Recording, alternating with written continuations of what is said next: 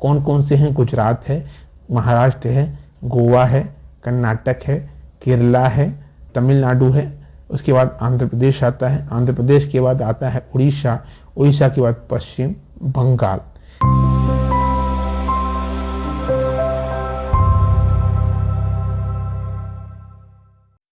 Welcome to Parikshapedia. स्वागत करते हैं आप सभी का परीक्षापीडिया में। दोस्तों, हम आपके लिए जो है भारत के भूगोल की एक सीरीज लेकर आए हैं, जिसमें हम भारत के भूगोल से जितने चैप्टर हैं सारे चैप्टर को हम कवर करने वाले हैं। ट्रिकी माध्यम से हम देखेंगे। आपको बता दें, ये क्लास पूरी तरह से एनिमेट होगी। हम जो है जो भारत के मैप है, मैप के साथ जो है एनिमेट तरीके से हम समझेंगे चीज़ों को, साथ में डिटेल में इस क्लास को समझेंगे। जो थ्योरी सेशन है उसे हम पूरा डिटेल में देखने वाले हैं। थ्योरी सेशन को कवर करने के बाद लास्ट में हम इस टॉपिक से रिलेटेड या जितने भी एमसीक्यू बन सकते हैं, कह सकते हैं, उससे रिलेटेड हमने यहाँ पे प्रश्नों को भी कराया है।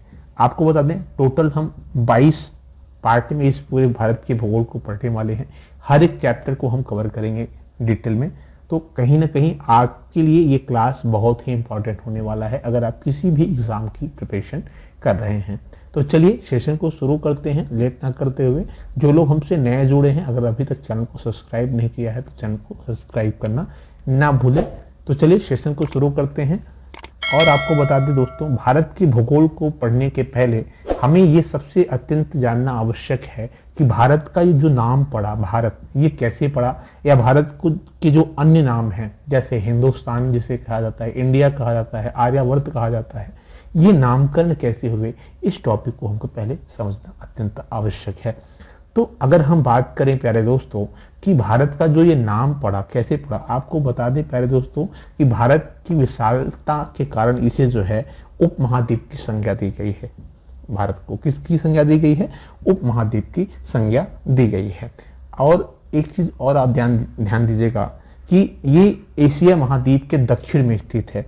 आपसे प्रश्न पूछता है कि भारत कहाँ पे स्थित है, तो भारत जो है एशिया महाद्वीप के जो है दक्षिण में स्थित है। अब बात आती है, हमने यहाँ पे बात पहले ही शुरू में बताया कि नामकरण के, कि भारत का जो नामकरण हुआ ये कैसे हुआ। तो आपको बता दें दोस्तों, इसका जो प्राचीन नाम था इसे हम आर्यावर्त के नाम से जानते थे। आर्यावर्त यानी आर्यों का जो स्थान था। यहाँ हम मानते हैं कि ये जो है भारत, ये आर्यों का स्थान था। इसी कारण से इसे हम आर्यों के नाम से जो है इसे आर्यावर्त नाम इसका पड़ा था। अब बात आती है कि भारत नाम कैसे पड़ा, तो राजा भरत के नाम पर इसका नाम क्या पड़ गया? भारत। क्या पड़ गया? भारत। किसके नाम पे? राजा भरत के नाम पर। अगर हम बात करें कि भारत का जो है एक और नाम है क्या? इंडिया, हिंदुस्तान, ये कैसे पड़ा? तो वैदिक आर्यों का जो निवास स्थान था वो कहाँ था? सिंधु घाटी में था। और सिंधु घाटी में जो है ईरानियों ने सिंधु को, श को जो है स ना करके ह कहा, पढ़ा। उन्होंने स को, जो उनका शब्द उच्चारण था, उसे श को वो ह बोलते थे, जिससे सिंधु को नाम सिंधु न कर उन्होंने उसे हिंदू कहा। और उसी के नाम से जो भारत का जो नाम पड़ा, हिंदुस्तान पड़ा। ठीक है। और उसके बाद यूनानियों ने जो है सिंधु को इंडस कहा। इसी इंडस से जो है भारत का नाम क्या पड़ गया? इंडिया पड़ गया। ये तो रहा नामकरण, जहां से आपको जानना बहुत आवश्यक था कि भारत का जो नामकरण है ये कैसे पड़ा।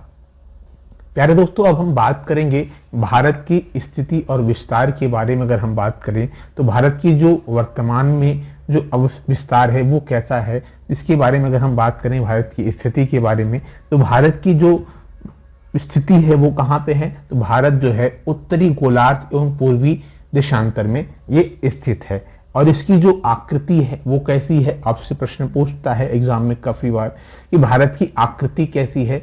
जो भारत की जो आकृति है वो चतुष्कोणीय है। कैसी है? चतुष्कोणीय आकृति है। किसकी? भारत की। आप ये देख सकते हैं, जम्मू कश्मीर, गुजरात, अरुणाचल प्रदेश, कैलाश हिस्सा और कन्याकुमारी, ये कैसा हिस्सा? ये अगर आप देखेंगे तो लाइनिंग करेंगे तो ये कैसी आकृति बनती है? चतुष्कोणीय आकृति बनती है। अब हम जान लेते हैं भारत का जो विस्तार है वो कैसा है। तो भारत का जो अक्षांशीय विस्तार की बात करें अगर हम, तो वो 8 डिग्री 4 मिनट से लेकर 37 डिग्री 6 मिनट उत्तरी गोलार्ध में वे स्थित है। अगर हम देशांतरी विस्तार की बात करें तो 68 डिग्री 7 मिनट से लेकर 97 डिग्री 25 मिनट ये पूर्वी देशांतर में स्थित है। आप मैप में ये देख सकते हैं। ये कहाँ पे स्थित है? भारत उत्तरी गोलार्ध में भारत स्थित है। बात करते हैं इसके आगे अगर हम कि भारत की जो सीमा विस्तार है, जो आपसे प्रश्न पूछता है कि भारत का जो सीमा विस्तार है ये कितना है, तो भारत के सीमा विस्तार की अगर हम बात करें तो भारत का जो उत्तर से दक्षिण दिशा में जो विस्तार है वो है कितना? 3214 किलोमीटर। और तथा अगर हम पूर्व से पश्चिम की बात करें दिशा की तो ये कितना है प्यारे दोस्तों? 2933 किलोमीटर। आप यहाँ देख सकते हैं मैप में कि जम्मू कश्मीर से कन्याकुमारी तक की जो दूरी है ये कितना है? Total 3214 kilometre.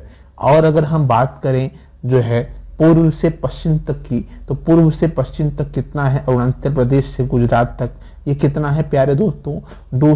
2933 किलोमीटर। और दोनों के बीच का जो अंतर है वो कितना है? वो आपका 281 किलोमीटर ये पूरा अंतर होता है।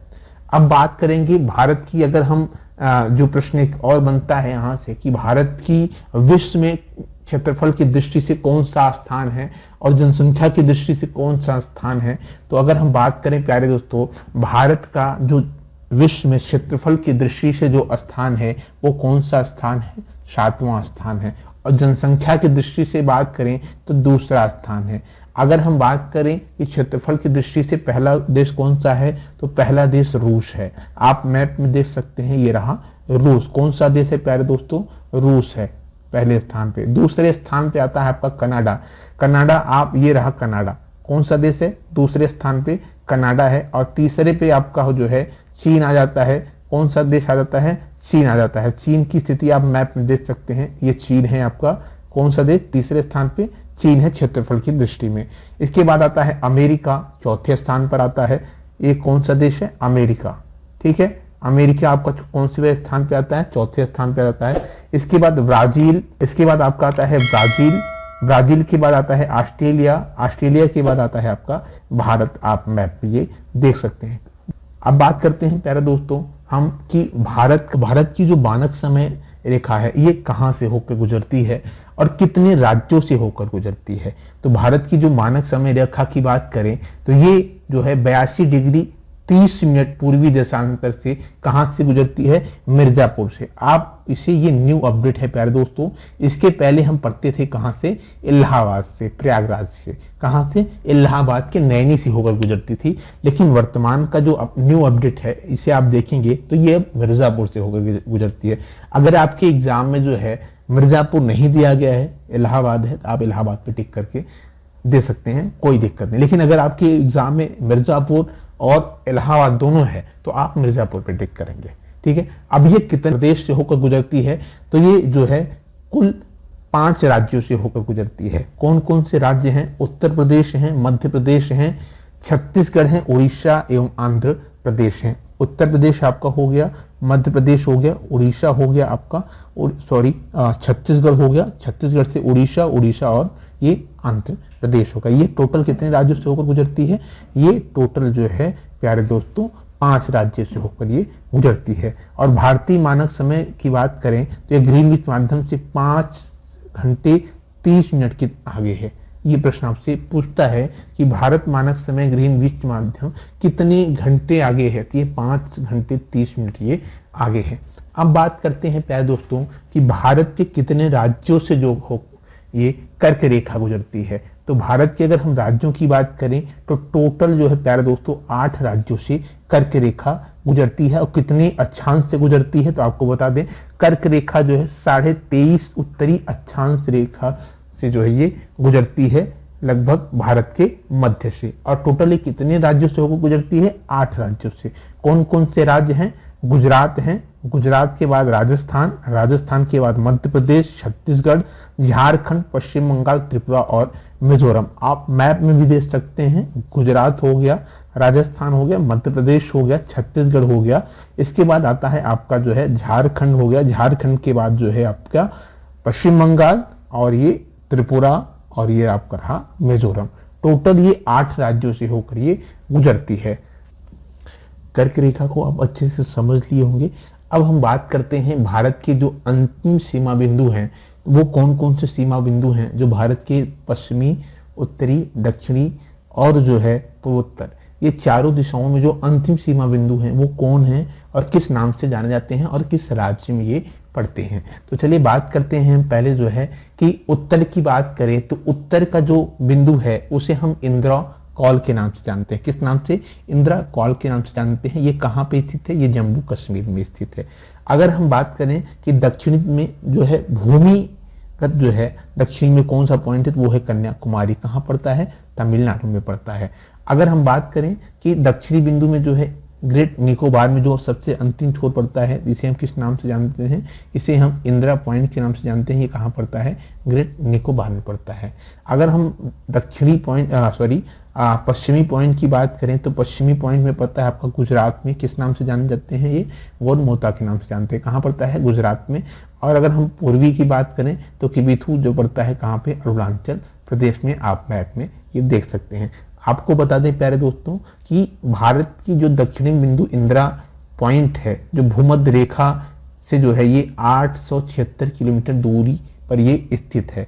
पहले इंदिरा पॉइंट को जो है प्लेनियम पॉइंट के नाम से कह सकते हैं, या हम कह सकते हैं पायरस पॉइंट के नाम से भी जानते थे। किसे? जो है इंदिरा पॉइंट को। अब हम बात करेंगे प्यारे दोस्तों कि भारत के जो अंतर्राष्ट्रीय सीमा है, राज्य हैं, कि कितने राज्य जो हैं अंतर्राष्ट्रीय सीमा से लगे हुए हैं और कौन सा देश जो भारत के साथ सीमा साझा करता है जिसकी लंबाई सबसे अधिक है, इस पर भी हम डिस्कस कर लेते हैं। तो पहले बात करेंगे बांग्लादेश की। बांग्लादेश की बात करें प्यारे दोस्तों तो बांग्लादेश की जो सीमा है वो टोटल भारत के साथ जो है 4096 किलोमीटर दूरी ये तय करता है। किसकी सीमा? भारत के साथ बांग्लादेश की सीमा। चीन की बात करें तो चीन के बीच की सीमा की जो लंबाई है वो कितनी है? 3488 है। और पाकिस्तान की बात करें तो पाकिस्तान का 2910 किलोमीटर की सीमा जो है भारत और पाकिस्तान के बीच की है। नेपाल की बात करें तो नेपाल की जो है 1751 किलोमीटर की है। आप नेपाल देख सकते हैं। अगर हम बात करें म्यांमार की तो म्यांमार की जो सीमा साझा करती है भारत के साथ वो करती है कितना प्यारे दोस्तों? 1643 किलोमीटर। भूटान की बात करें तो भूटान आप देख सकते हैं यहाँ पे। भूटान की बात करें तो 699 किलोमीटर। और अगर हम अफगानिस्तान की बात करें तो ये करता है यहाँ पे जो है भारत और जम्मू कश्मीर से भी 106 किलोमीटर की सीमा ये साझा करता है। किसके? भारत के साथ। अब हम बात कर लेते हैं जो पड़ोसी देश हैं, वो पड़ोसी देश जो हैं वो भारत के कितने राज्यों से अपनी सीमा साझा करते हैं। तो पहले हम बात कर लेते हैं पाकिस्तान की। तो पाकिस्तान की बात करें प्यारे दोस्तों, जम्मू कश्मीर, लद्दाख, पंजाब, राजस्थान और गुजरात, ये राज्य जो हैं प्यारे दोस्तों ये किसके साथ अपनी अंतर्राष्ट्रीय सीमा साझा करते हैं? ये पाकिस्तान के साथ करते हैं। ठीक है। और इसके बाद आता है चीन। चीन के साथ जो भारत की अगर हम बात करें कितने राज्यों की जो सीमा साझा करते हैं, लद्दाख, हिमाचल प्रदेश, उत्तराखंड, सिक्किम, अरुणाचल प्रदेश आता है। नेपाल के साथ बात करें तो उत्तराखंड, उत्तर प्रदेश, बिहार, पश्चिम बंगाल और सिक्किम का जो सीमा है ये नेपाल के साथ लगा हुआ है। भूटान की बात करें, सिक्किम, पश्चिम बंगाल, असम और अरुणाचल प्रदेश। म्यांमार की बात करें, अरुणाचल प्रदेश, नागालैंड, मणिपुर और मिजोरम, ये सीमा किसके साथ करते हैं? म्यांमार के साथ। और बांग्लादेश के साथ बात करें तो पश्चिम बंगाल, मेघालय, असम, त्रिपुरा और मिजोरम, ये जो राज्य हैं ये बांग्लादेश के साथ अपनी सीमा साझा करते हैं। उम्मीद करते होंगे दोस्तों अभी तक मैंने जितना आपको बताया होगा आप उसे नोट डाउन भी कर लिए होंगे, और इसकी जो PDF है आपको बता दें वो टेलीग्राम ग्रुप पर आपको मिल जाएगी। अब हम बात कर लेते हैं प्यारे दोस्तों कि भारत की जो अंतर्राष्ट्रीय सीमा रेखा है इसे हम किस नाम से जानते हैं। जैसे हम बात करें, अगर हम पाकिस्तान और भारत के बीच की रेखा है इसे किस नाम से जानते हैं, भारत और अफगानिस्तान की जो रेखा है इसे किस नाम से जानते हैं। तो पहले हम बात कर लेते हैं डुरंड रेखा की। ये रेखा जो है पाकिस्तान और वह जो है अफगानिस्तान के बीच की रेखा है। आप मैप में ये देख सकते हैं। इसके साथ साथ दोस्तों ये रेखा जो है भारत और अफगानिस्तान के बीच की भी डुरंड रेखा कहते हैं। ये कहाँ पे है? यहाँ पे आप देख सकते हैं। इस रेखा को जो है 1884 में सर डुरंड के द्वारा ये निर्धारित किया गया था। यह रेखा मुख्य रूप से पाकिस्तान और अफगानिस्तान के बीच की रेखा है, जो अफगानिस्तान और हल्का सा भारत के साथ ही साझा करता है। इसके बाद हम बात कर लेते हैं मैकमोहन रेखा। मैकमोहन रेखा की बात करें तो भारत और चीन के बीच की ये रेखा है। किसके बीच की? भारत और चीन के बीच में की रेखा जो है, इस रेखा का नाम जो है शिमला समझौता में कब हुआ था? 1914 में शिमला समझौता में इस रेखा का नामकरण जो है निर्धारित ये किया गया था। यह रेखा भारत के अरुणाचल प्रदेश और चीन की सीमा पर निर्धारित करती है। आप देख सकते हैं यहाँ से लेकर यहाँ तक की जो रेखा है, इसे हम किस रेखा के नाम से जानते हैं? मैकमोहन रेखा के नाम से इसे हम जानते हैं। ये चीन और भारत के अरुणाचल प्रदेश से लगा हुआ है। अब इसके बाद बात कर लेते हैं हम रेड क्लिफ रेखा। रेड क्लिफ रेखा की बात करें तो भारत व पाकिस्तान के बीच 17 अगस्त 1947 को सर एस रेडक्लिफ के द्वारा ये निर्धारित किया गया था। इसके द्वारा सर एस रेडक्लिफ के द्वारा ये निर्धारित किया गया था। आप देख सकते हैं पाकिस्तान और ये भारत के बीच की जो रेखा है, इसी को हम जो है रेड क्लिफ के नाम से जानते हैं। भारत और पाकिस्तान की मध्य नियंत्रण रेखा का निर्धारण जो है 1972 में शिमला समझौता में ये के तहत ये किया गया था। किसमें जो है? शिमला समझौता में 1972 में ये किया गया था। अब आगे अगर हम बात कर ले एक पॉइंट की कि 31 अक्टूबर 2019 को जम्मू कश्मीर के राज्य से अलग होकर एक नया केंद्र शासित प्रदेश बना, जिसे हम लद्दाख के नाम से जानते हैं, जिसकी सीमा कितने राज्य जो है देशों के साथ लगी हुई है? चीन, अफगानिस्तान और पाकिस्तान के साथ ये लगी हुई है। अब आगे हम बात कर लेते हैं भारत के जो समुद्री तटीय राज्य हैं उनको हम देखें प्यारे दोस्तों। तो भारत के कुल जो है 9 जो है समुद्री तटीय राज्य हैं। कौन कौन से हैं इसे हम देख लेते हैं। और कितने केंद्र शासित प्रदेश हैं? 4 केंद्र शासित प्रदेश हैं। अगर हम बात करें कि कुल जो 9 राज्य हैं जो तटीय प्रदेश हैं समुद्र से लगे हुए, कौन कौन से हैं? गुजरात है, महाराष्ट्र है, गोवा है, कर्नाटक है, केरला है, तमिलनाडु है, उसके बाद आंध्र प्रदेश आता है, आंध्र प्रदेश के बाद आता है उड़ीसा, उड़ीसा के बाद पश्चिम बंगाल। ये टोटल 9 राज्य हैं जो समुद्री तट से लगे हुए हैं। कौन कौन से राज्य हैं जो है एक बार फिर देख लेते हैं। गुजरात, महाराष्ट्र, गोवा, कर्नाटक, केरला, तमिलनाडु, आंध्र प्रदेश, उड़ीसा और पश्चिम बंगाल। अगर हम बात करें समुद्री तट से लगे हुए केंद्र शासित प्रदेश कौन कौन से हैं, अगर हम उसकी बात कर लें तो ये कौन कौन से हैं? दमनद्वीप, लक्षद्वीप, अंडमान निकोबार और पुडुचेरी। आप मैप में देख सकते हैं, ये रहा दमनद्वीप। दमनद्वीप के बाद आता है लक्षद्वीप। लक्षद्वीप आप यहाँ पे देख सकते हैं। लक्षद्वीप के बाद आता है अंडमान निकोबार। अंडमान निकोबार कहाँ पे है दोस्तों? ये रहा अंडमान निकोबार। इसके बाद आता है आपका पुडुचेरी। पुडुचेरी कहाँ पे है? ये पुडुचेरी है। अब हम जान लेते हैं प्यारे दोस्तों कुछ महत्वपूर्ण तथ्य जो एग्जाम के पॉइंट व्यू से आपके लिए बहुत जरूरी है, जहां से प्रश्न आपके एग्जाम में पूछे भी जाते हैं।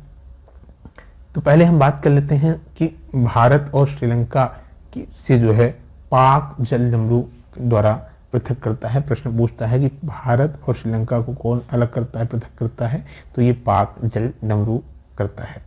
क्षेत्रफल की दृष्टि से भारत का सबसे छोटा राज्य कौन सा है? तो गोवा क्षेत्रफल की दृष्टि से सबसे छोटा राज्य है।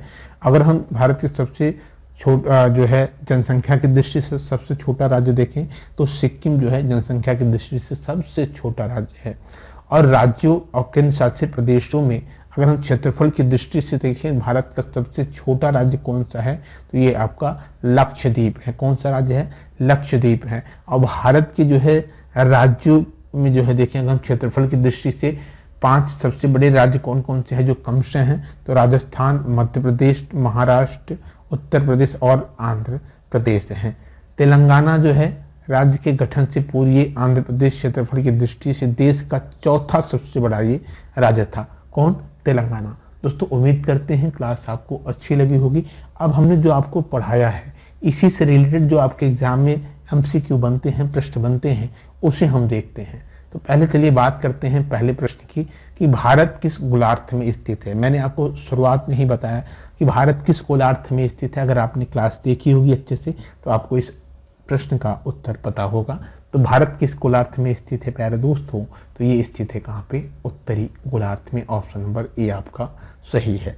भारत का अक्षांशीय विस्तार क्या है, ये भी प्रश्न आपको मैंने बताया। तो भारत का जो अक्षांशीय विस्तार है वो 8 डिग्री 4 मिनट उत्तरी अक्षांश से जो है 37 डिग्री 6 मिनट उत्तरी अक्षांश तक है। ठीक है, बात करते हैं अगले प्रश्न की।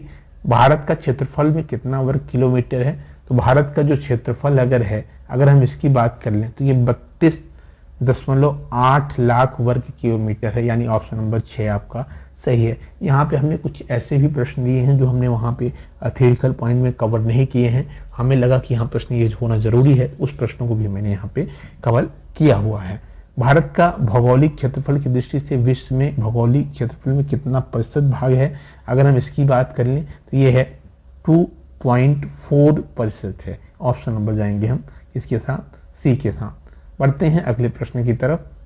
भारत से विश्व के कितने देश क्षेत्रफल से बड़े हैं? तो अगर हम इसकी बात कर लें तो ये हैं 6 देश ऐसे हैं जो भारत की दृष्टि में जो है उनके क्षेत्रफल बड़े हैं। भारत का विस्तार कितने अक्षांश और देशांतर के बीच स्थित है? तो यह है लगभग 30। ऑप्शन नंबर आपका ए सही है।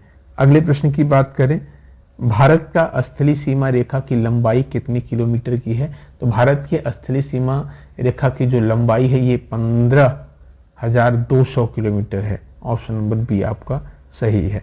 भारत के दक्षिण से सबसे दूरस्थ स्थल कौन से हैं? तो भारत के दक्षिण में सबसे दूरस्थ स्थल की बात करें तो इंदिरा पॉइंट है। अगले प्रश्न की बात करते हैं, विश्व का मानक समय इनमें से किस रेखा पर निर्धारित करता है? तो विश्व का जो मानक रेखा है ये किस पर निर्धारित करता है समय? ये करता है देशांतर रेखा पे। ऑप्शन नंबर ए सही है। इनमें से कौन भारत का मानक एवं उत्तर देशांतर है? तो ये है प्यारे दोस्तों option number C, 82 degree 30 minute पूर्वी देशांतर। ऑप्शन नंबर सी आपका सही है। अगले प्रश्न की बात कर लें, कर्क रेखा कितने राज्यों से होकर गुजरती है? मैंने बताया था आपको 8 राज्यों से जो है कर्क रेखा गुजरती है। कितने? 8 राज्यों से। सुएज नहर यातायात के लिए कब खोला गया? ये प्रश्न भी आपके एग्जाम के लिए बहुत इंपॉर्टेंट है। तो ये कब खोला गया था? 1869 में। ऑप्शन नंबर बी आपका सही है। अगले प्रश्न की बात करें, इनमें से कौन सा देश भारत के से क्षेत्रफल की दृष्टि से बड़ा नहीं है? तो बात कर ले इसमें जो है क्षेत्रफल की दृष्टि से बड़ा नहीं है श्रीलंका। बात कर लेते हैं अगले प्रश्न की, भारत का उत्तर से दक्षिण की लंबाई कितने किलोमीटर की है? मैंने आपको बताया था 3,214 किलोमीटर की है। ऑप्शन नंबर बी आपका सही है। अगले प्रश्न की बात कर लें प्यारे दोस्तों, भारत में राज्यों की संख्या कुल कितनी है? 28 राज्य हैं, 8 केंद्र शासित प्रदेश हैं। कितने? 28 राज्य, 8 केंद्र शासित प्रदेश हैं। कहाँ पे? भारत में। और भारत किस महासागर के मध्य में स्थित है? अगर आपसे प्रश्न पूछता है तो ये कहाँ पर स्थित है? हिंद महासागर में ये जो है भारत जो है स्थित है। बात करते हैं अगले प्रश्न की, हिंद महासागर के केंद्र में भारत की स्थिति के कारण इसे निम्न में से कौन सा लाभ प्राप्त है? तो इसे कौन सा लाभ प्राप्त है प्यारे दोस्तों? क्वेश्चन नंबर 17 में आप बताएं हमें कि आंसर क्या होगा। इनमें से सभी, यानी प्राकृतिक सुरक्षा, भारतीय संस्कृति का विस्तार, व्यापारिक संबंध का विस्तार। ऑप्शन नंबर डी आपका सही है। पढ़ते हैं अगले प्रश्न की तरफ, क्षेत्रफल के आधार पर भारत का सबसे बड़ा राज्य कौन सा है? तो क्षेत्रफल के आधार पर भारत का सबसे बड़ा राज्य अगर हम बात कर लें प्यारे दोस्तों तो ये कौन सा राज्य है? ये आपका कौन सा राज्य प्यारे दोस्तों क्षेत्रफल की दृष्टि से भारत का सबसे बड़ा राज्य? ये हम जाएंगे ऑप्शन नंबर जो है आपके सी के साथ, राजस्थान, क्षेत्रफल की दृष्टि से। और जनसंख्या की दृष्टि से सबसे बड़ा राज्य कौन सा है? उत्तर प्रदेश है। बात करते हैं अगले प्रश्न की, इनमें से कौन भारत के पश्चिमी तट पर स्थित केंद्र शासित प्रदेश नहीं है? तो भारत के जो है दक्षिणी तट पर स्थित केंद्र शासित प्रदेश कौन सा नहीं है? आपने अगर मैप पे गौर किया होगा तो ये नहीं है। कौन सा प्यारे दोस्तों? ऑप्शन नंबर हम जाएंगे ए के साथ, Dadar Nagar Haveli. Option number A सही है। कर्क रेखा इनमें से किस राज्य से होकर नहीं गुजरती है? तो राजस्थान से कर्क रेखा गुजरती है जी, बेहद गुजरती है। अगर हम त्रिपुरा की बात करें तो यहाँ से भी गुजरती है। छत्तीसगढ़ की बात करें तो यहाँ से भी गुजरती है। कहाँ से नहीं गुजरती? उड़ीसा से ये नहीं गुजरती। ऑप्शन नंबर बी आपका सही है। भारत का सबसे पूर्वी देशांतर कौन सा है? तो भारत का सबसे पूर्वी देशांतर की अगर हम बात कर लें तो मैंने आपको बताया तो ये कौन सी है? ऑप्शन नंबर जो है ए, 97 डिग्री 25 मिनट। उत्तराखंड, उत्तर प्रदेश, बिहार, पश्चिम बंगाल और सिक्किम की सीमाएं किस देश से छूती हैं? तो ये किस देश से छूती हैं प्यारे दोस्तों? ये छूती हैं नेपाल से। ऑप्शन नंबर जो है सी सही है। विश्व में अवकाश में आप यदि करवत्ती जाना चाहते हैं तो किस केंद्र शासित क्षेत्र में जाएंगे? आप बताएं, करवत्ती जाना हो तो किस केंद्र शासित प्रदेश में जाएंगे? तो हम जाएंगे कहाँ पे? लक्षद्वीप में। ऑप्शन नंबर डी आपका सही है। मेरे मित्र की ऐसे देश के निवासी हैं जिस देश की सीमा भारत के साथ नहीं लगती, आप बताएं वह कौन सा देश है?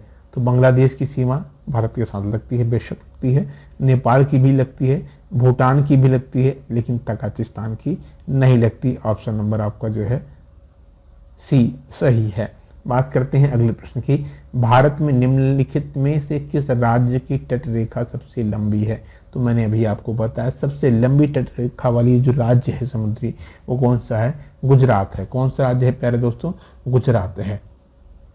कर्क रेखा के उत्तर भूभाग भारत के किस कटिबंधीय क्षेत्र में सम्मिलित किया गया जाता है? इसे किया जाता है शीतोष्ण कटिबंधी में। ऑप्शन नंबर ए आपका सही है।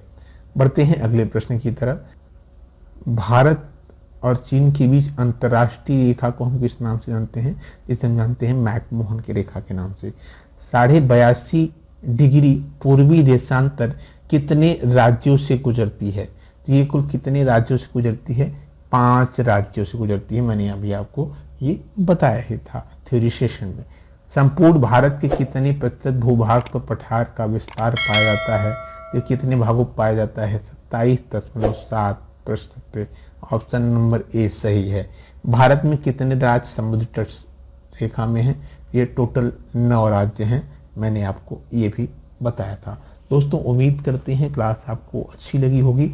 जो भी बेसिक मैंने नॉलेज आपको दिया है उसमें आपने कितना आपको क्लास अच्छी लगी, और जो मैंने आपको एनिमेट तरीके से ग्राफ को समझाया है वो भी आप हमें कमेंट बॉक्स में जरूर बताएं। अगली क्लास आप कौन सी चाहते हैं ये भी कमेंट बॉक्स में जरूर बताएं। मिलते हैं आपसे अगली क्लास में, तब तक के लिए धन्यवाद।